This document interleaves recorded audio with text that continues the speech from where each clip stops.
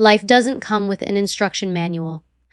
Most people spend years figuring it out, making mistakes that could have been avoided if someone had just told them the truth early on. So today, I'm going to give you something that schools never teach. 12 laws of life you need to understand so you don't screw it up. These aren't rules written in books. They're forged through failure, pain, and experience. Nobody's coming to save you. The sooner you understand this, the stronger you become. Waiting for someone to rescue you, a friend, a partner, a mentor, will keep you stuck. The truth is, no one is obligated to fix your problems. You have to take ownership, because once you stop waiting for help, you start building your own power. Your emotions are not facts. Just because you feel something doesn't mean it's true. Feelings are real, but they aren't reliable. They shift with your mood, your hormones, your stress. Don't make permanent decisions based on temporary emotions.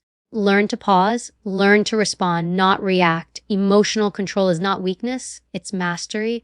Respect is not given, it's earned and maintained. You can demand all the respect you want, but if your words, your work ethic, and your presence don't back it up, it's meaningless. Respect is built through consistency. It's what you do when no one's watching that defines whether people truly look up to you or just tolerate you. Discipline beats motivation. Motivation fades. It's emotional fuel. It burns fast. Discipline is structure. It's the ability to do what needs to be done even when you don't feel like it. That's what separates average people from exceptional ones. Anyone can start. Discipline decides who finishes. Your environment is shaping you more than you think. Look around. Your friends, your workplace, your daily conversations, you're absorbing all of it. If you're surrounded by lazy, negative people, don't expect to rise above. You cannot grow in a garden full of weeds.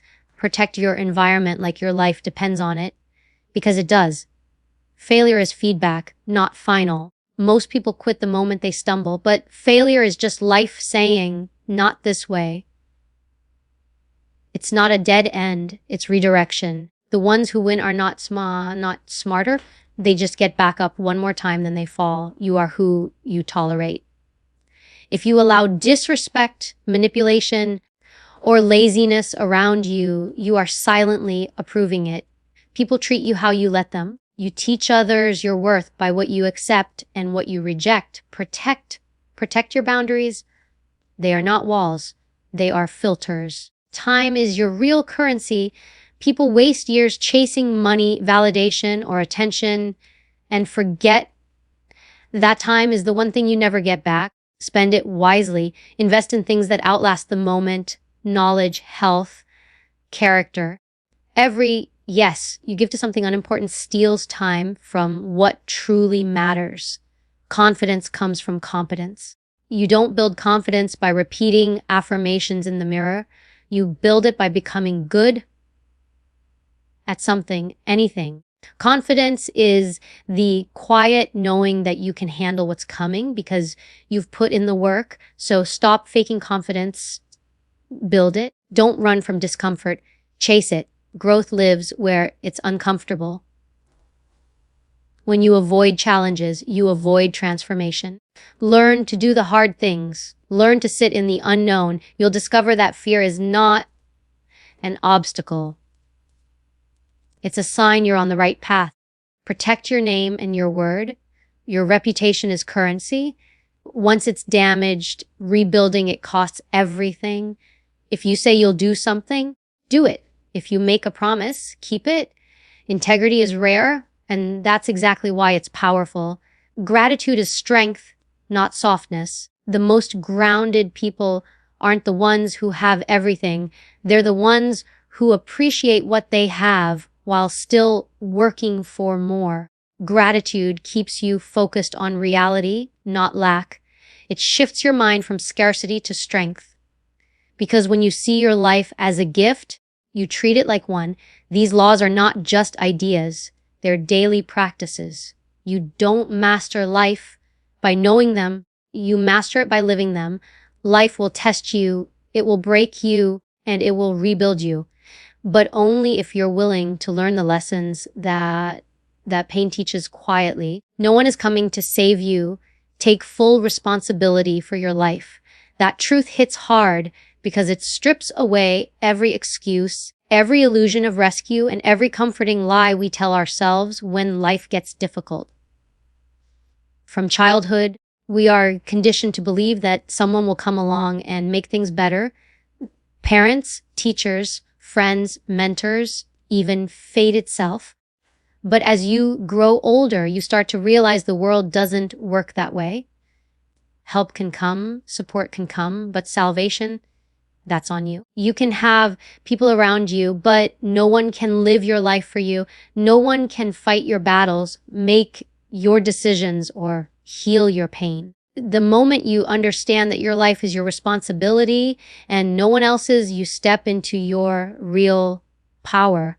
When people fail, they often look for something or someone to blame. They blame the economy, their upbringing, their boss, their relationships, even luck. But the more you blame, the less control you have. Responsibility gives you control. The moment you say, "It's on me," you stop being a victim of your circumstances. You start becoming the architect of your future. You begin to see every obstacle as an opportunity to grow instead of an excuse to quit. Taking responsibility doesn't mean blaming yourself for everything that goes wrong. It means owning your response to it. You might not have caused every problem in your life, but it's still your job to fix it. That's what powerful people do. They don't wait for perfect conditions. They create them.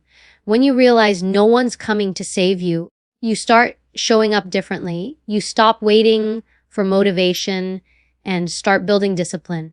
You stop waiting for approval and start validating yourself. You stop waiting for the right time and start creating the right moment.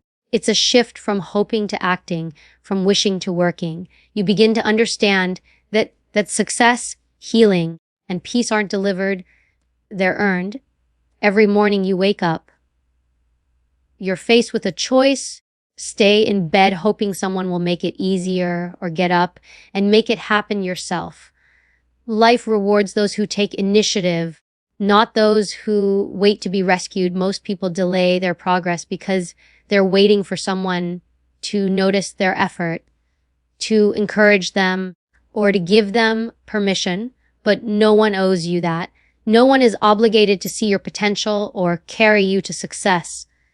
If you want something, you have to go after it like no one else is going to hand it to you, because they won't. The world doesn't stop for you. It keeps moving, and it's your job to move with it. The harsh truth is no one cares about your dreams as much as you do. No one feels your hunger, your pain, your vision the way you do. So why would you expect them to carry your weight? You were given this life to live it, not to wait for someone else to fix it. Taking responsibility also means owning your mistakes without shame. When things go wrong, weak people look outward, strong people look inward. They don't waste time pointing fingers or making excuses. They ask, "What can I do better next time?" That question changes everything, because when you accept accountability, you gain the power to change outcomes. Every mistake becomes a teacher. Every setback becomes feedback. The more you own your actions, the faster you grow. You stop running from failure and start using it as fuel. That's how people build resilience. That's how you turn pain into progress. Life has a way of testing your strength. It'll put you in situations where no one shows up, where support disappears, where the people you counted on let you down. In those moments, you'll realize something profound. Your strength doesn't come from others. It comes from you. It's built in silence, in struggle, in those lonely nights when you had every reason to quit, but didn't. When you face life alone and choose to stand, you discover your capacity. You learn that you're capable of much more than you thought. And that realization changes the way you walk through the world. You no longer beg for help. You build yourself up so you become the help you once needed. People who rely too much on others often stay stuck in the same cycle. They wait for the perfect partner, the right opportunity, the ideal circumstances. But nothing perfect is coming. The world doesn't bend for you. You have to adapt, grow, and fight your way through it. When you take ownership of your choices, you stop expecting the world to be fair and you start making it work for you. That's what personal power looks like. Not control over others, but control over yourself. When you master that, nothing external can break you. You might bend, you might struggle, but you won't collapse because your strength doesn't depend on anyone showing up. It depends on you showing up for yourself every single day. There's a kind of peace that comes from self-reliance. When you know that you can handle whatever comes your way, you stop fearing uncertainty. You stop overthinking whether people will help or leave because you've built the confidence that you'll survive either way. That's true freedom.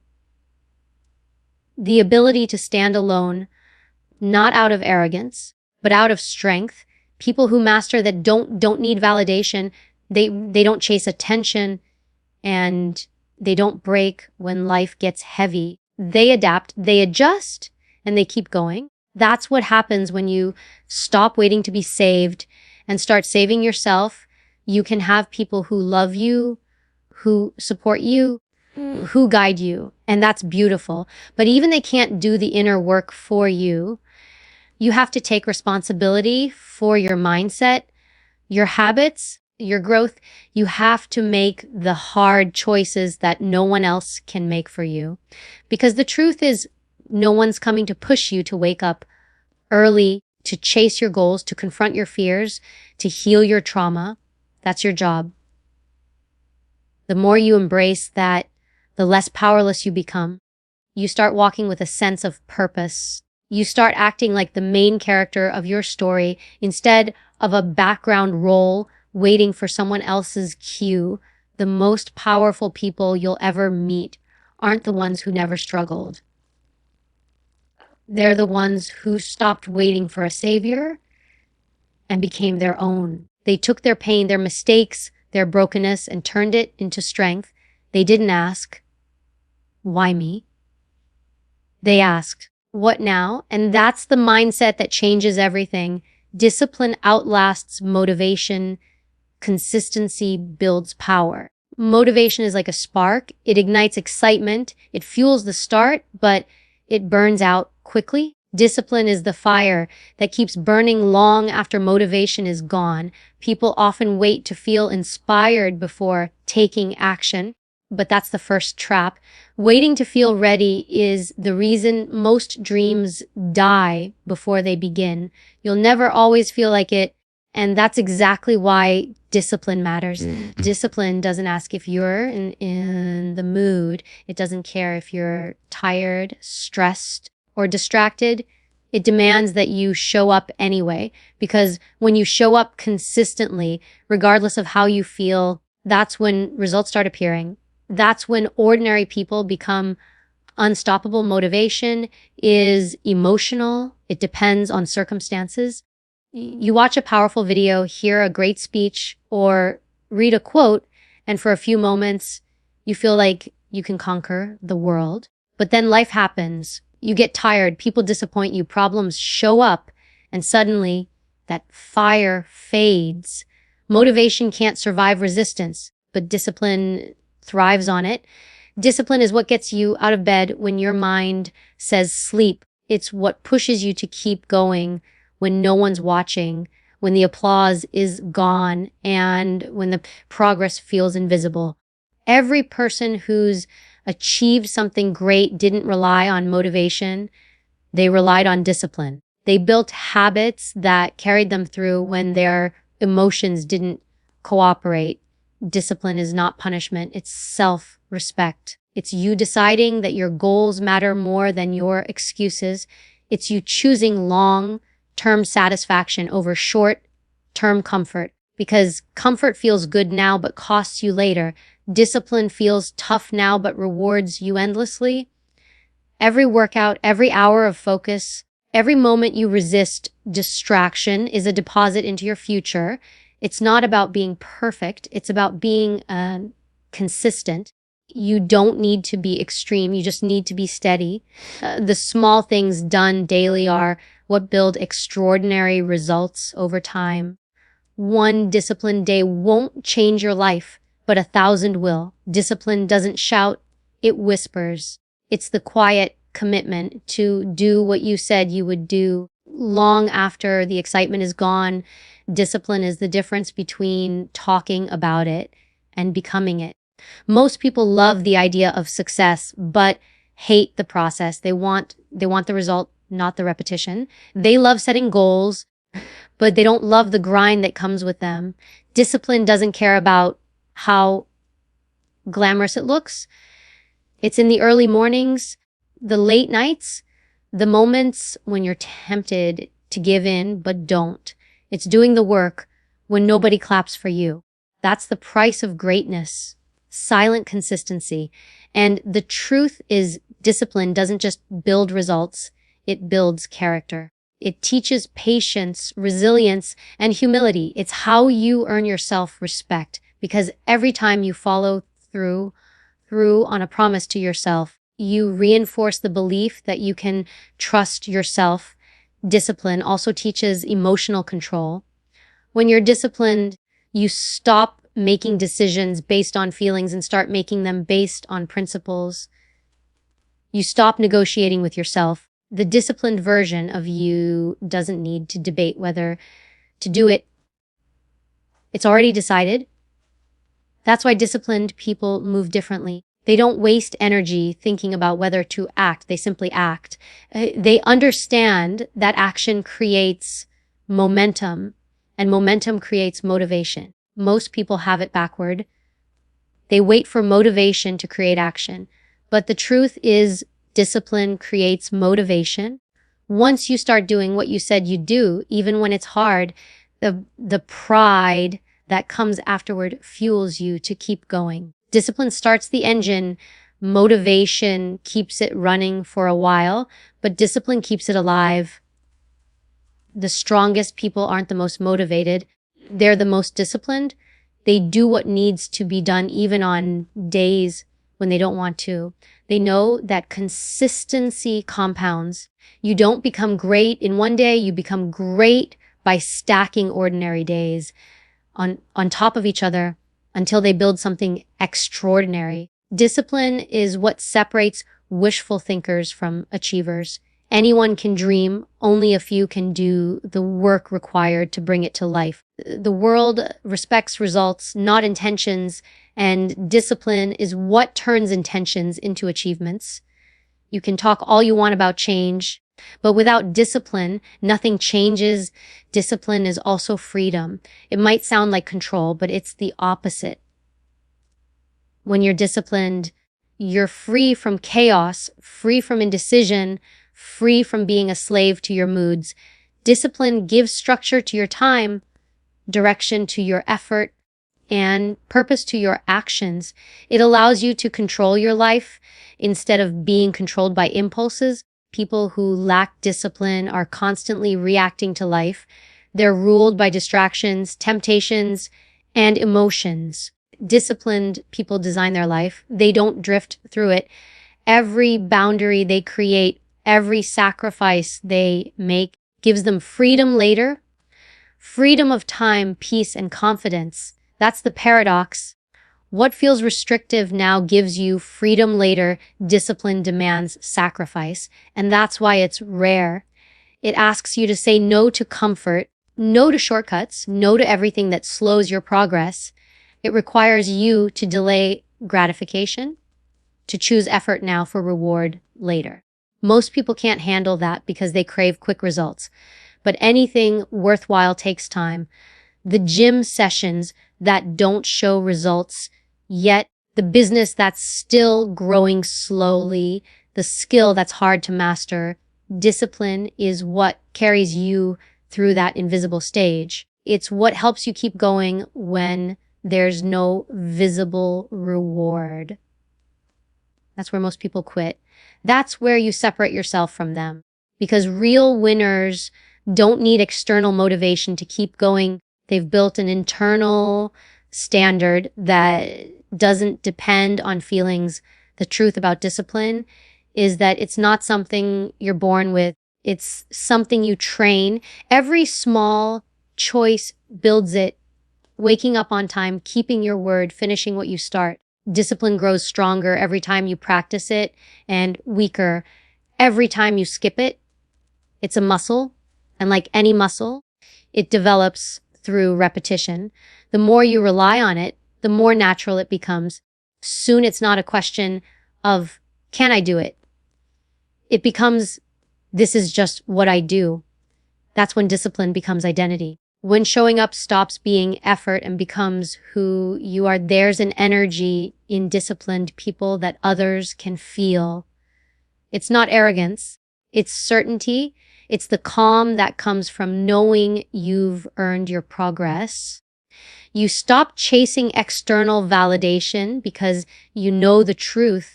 You've done the work. Discipline makes you dependable, consistent, and respected. People trust you because they know you'll follow through. But more importantly, you trust yourself, and that trust is everything. Because once you trust yourself, you stop doubting your abilities, you stop fearing failure, and you start living with purpose. Discipline gives you that quiet confidence built from consistent action.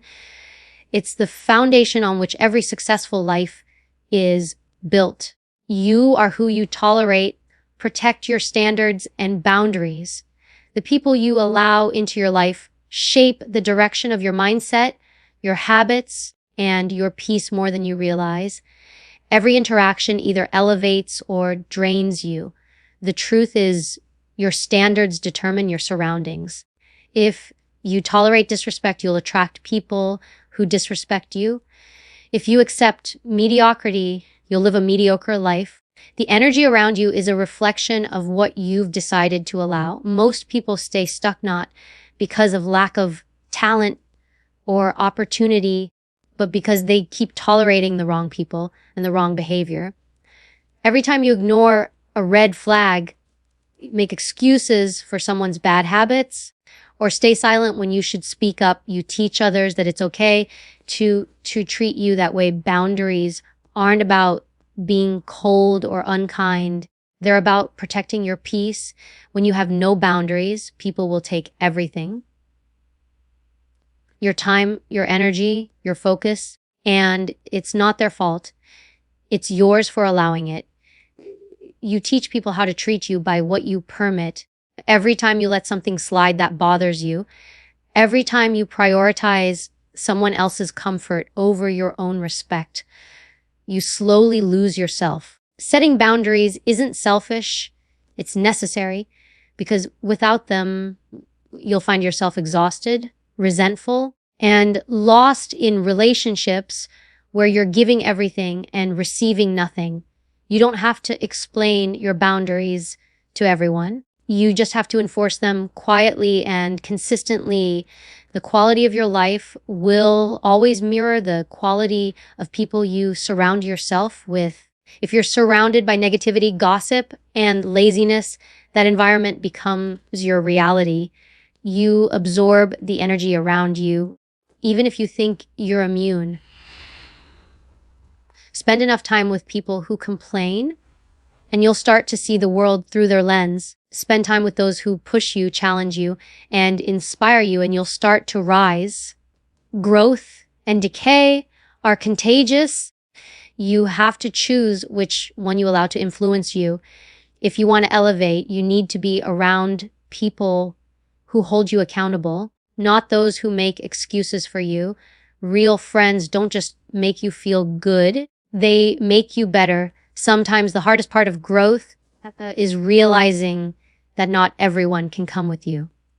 When you raise your standards, you naturally lose people who are comfortable where they are. And that's okay. Letting go doesn't mean you hate them. It means you respect yourself enough to move forward without being dragged backward. People who truly care about you won't guilt you for setting boundaries. They'll understand them. The ones who get offended are usually the ones benefiting from your lack of them.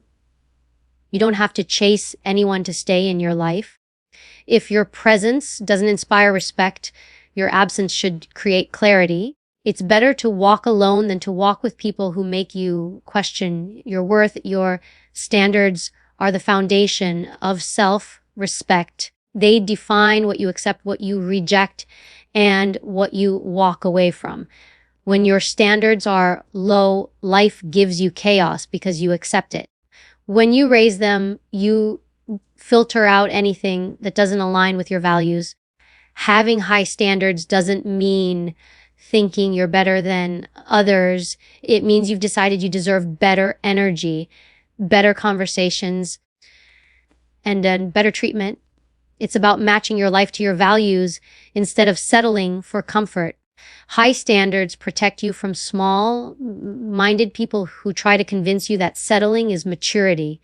It's not. Maturity is knowing what deserves your energy and what doesn't. You have to understand that not everyone around you wants to see you win. Some people prefer you stuck because your growth reminds them of their stagnation. That's why protecting your energy is essential. The more you evolve, the smaller your circle becomes, not because you've become arrogant, but because your peace becomes priceless. When you no longer tolerate gossip, disrespect, or negativity, your environment starts to shift. Suddenly, the noise fades. The chaos disappears. You start spending more time alone, and that solitude becomes strength, because when you're not afraid to be alone, you stop tolerating half-hearted people just to fill a space. You start demanding authenticity, loyalty, and consistency. Tolerance defines your identity more than talent ever will. You can be smart, ambitious, and hardworking, but if you tolerate distractions and disrespect, you'll keep getting pulled off your path. The world won't respect someone who doesn't respect themselves. You have to become the gatekeeper of your own life. Not everyone deserves access to you. Some people only come to take, not to give. Some only appear when they need something. It's your job to notice that pattern and decide who stays. Don't confuse kindness with weakness. You can be kind and still say no. You can care about people and still choose distance. Protecting your peace is not cruelty.